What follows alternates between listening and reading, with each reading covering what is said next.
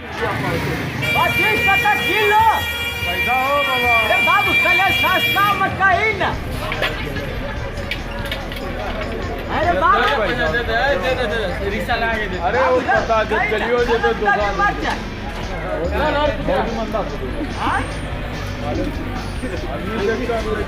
ये बाबू ये सब का बैगन काटने का किलो ने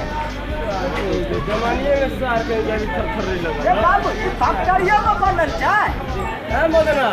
जमानिए में हम लोग 8 तारीख का ए बाबू आज ना रे बाबू बराबर पिछड़ा